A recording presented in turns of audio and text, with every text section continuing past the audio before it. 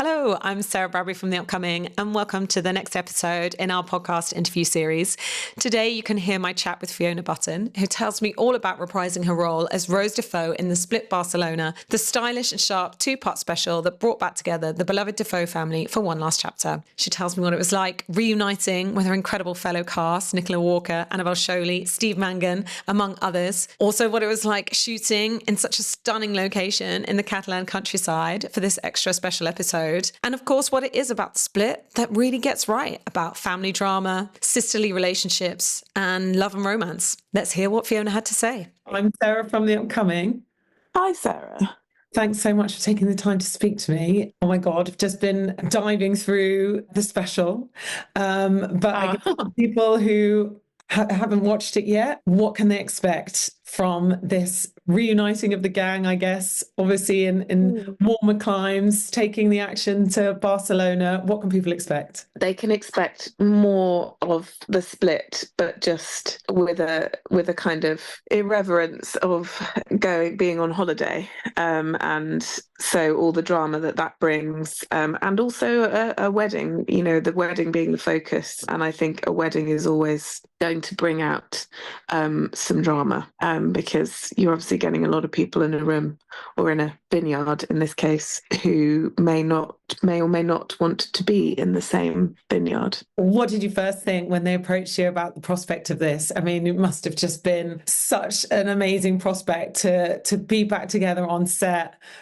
Yes. You think the show's finished and that's it, we're going to be able to return to these characters and just... Yeah, absolutely. It was so exciting. I mean, especially the way it happened, because we'd sort of mentioned it in a one of the wrap parties when we were all a bit drunk.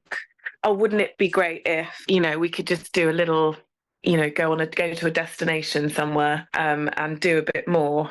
And we were all coming up with funny ideas about what could happen. But obviously that was just a conversation, nothing to be taken too seriously. And I think in this industry, if a producer says to you, oh, let's do this, it's very unlikely that it will happen, on a night out as you're having dinner and a few wines.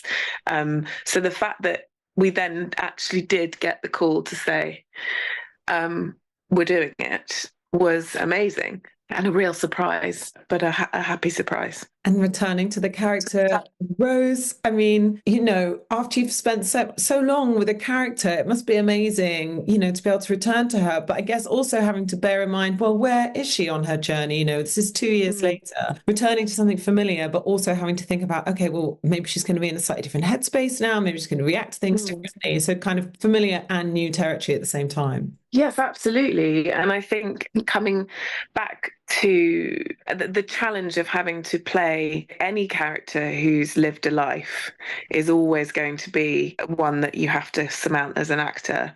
But in this scenario, you've actually lived it. You've done it. You've done 3 series, and so you have all this resource within you to be able to then bring that. And I think bring that to the work. And so I think that's the joy of coming back to a character, is that you've built these building blocks and this foundation of who she is and who she is in relation to everybody else, and then you can just go further with it and let that inform everything that you do. And how do you see Rose kind of at this point and in these couple of episodes? How do you think she is different, or how might she have grown from when you first started playing her in 2018? Oh God, she's so much more grown up. I mean, she really was the baby in the first series. She really represented that kind of, I think they called her the Band-Aid baby or the plaster baby or something, because she was kind of a lot younger than both Nina and Hannah. Then 3 series worth of miscarriage, marriage, death of her husband will grow a girl up.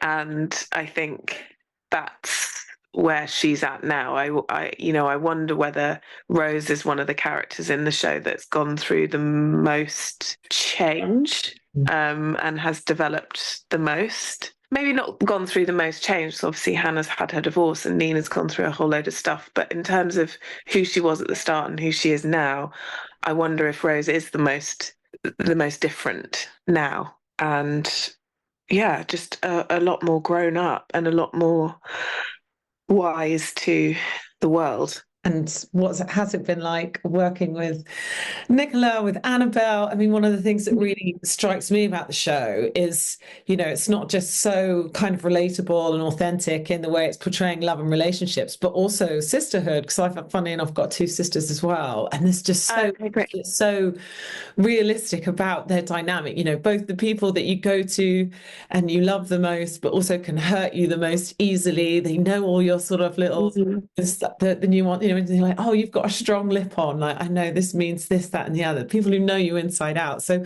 what's it been like working alongside those other actresses and building that relationship on screen? I think, well, it's interesting because both Annabel and I have sisters in real IRL, and Nicola has a brother. And I think Nicola has said in interviews that she feels like this has taught her what it would be like to have a sister. And she actually is quite shocked at how cruel they can be to each other. And both Annabel and I are like, don't bat an eyelid about saying something really mean and then moving on or taking the piss out of each other, because we recognize it from our own relationships with our siblings.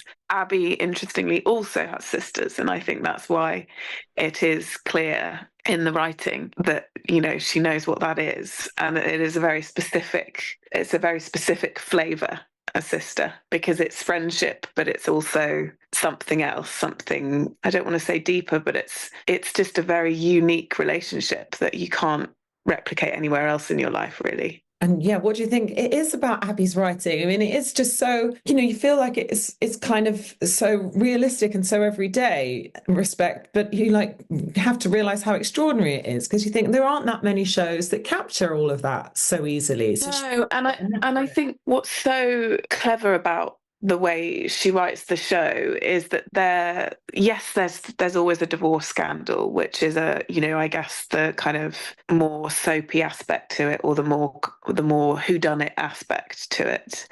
But in terms of writing the mess of a family, there aren't many shows that do it. And to be able to write something that is seemingly mundane or seemingly surface and fun and froth, but actually really cuts to your core, really speaks to you on a very deep and visceral emotional level, that everyone's like, oh, get the tissues out, the splits, coming back. But it's not easy to do that, to make people really moved.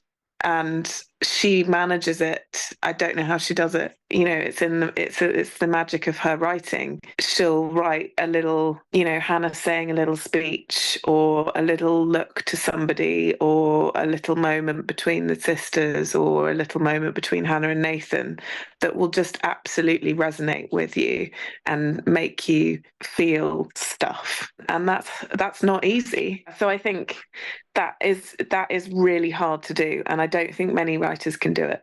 And what about the shoot in Barcelona? I mean, it is quite nice to loosen up even the characters, because they have been in this sort of very corporate London, urban world. And we've kind of taken them, I was reading that Abby was partly inspired watching things like The White Lotus. And it's like, oh, okay, what if we put, they're all kind of on holiday, so how might that change kind of their interaction? But that also must have been a lot of fun just for you guys, basically being on a working holiday yourselves. Yes, I mean, White Lotus, I get more Mamma Mia from the show.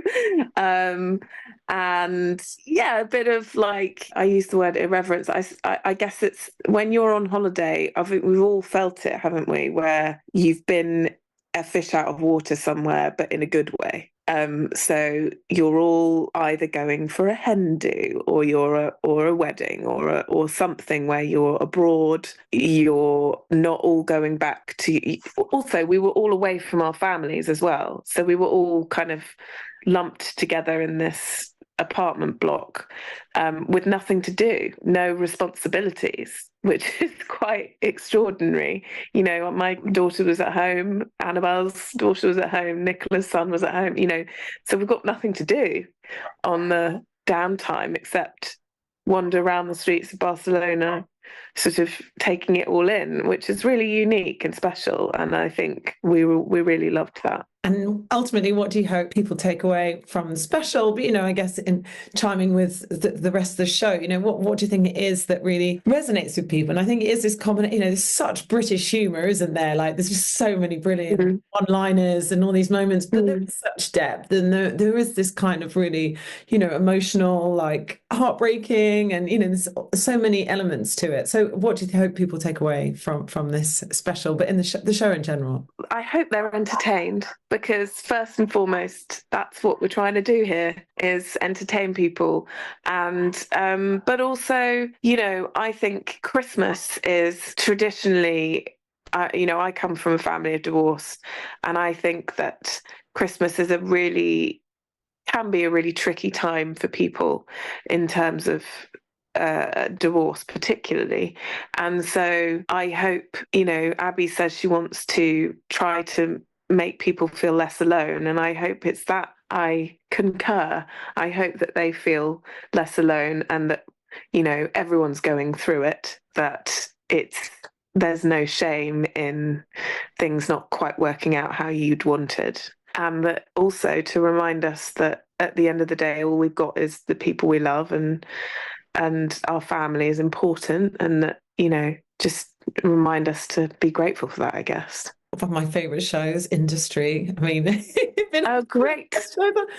I mean, quite different, right? Such a different role and such a different feeling to that. But again, such incredible writing, and working with Marissa must have been phenomenal. What were some of the highlights of being?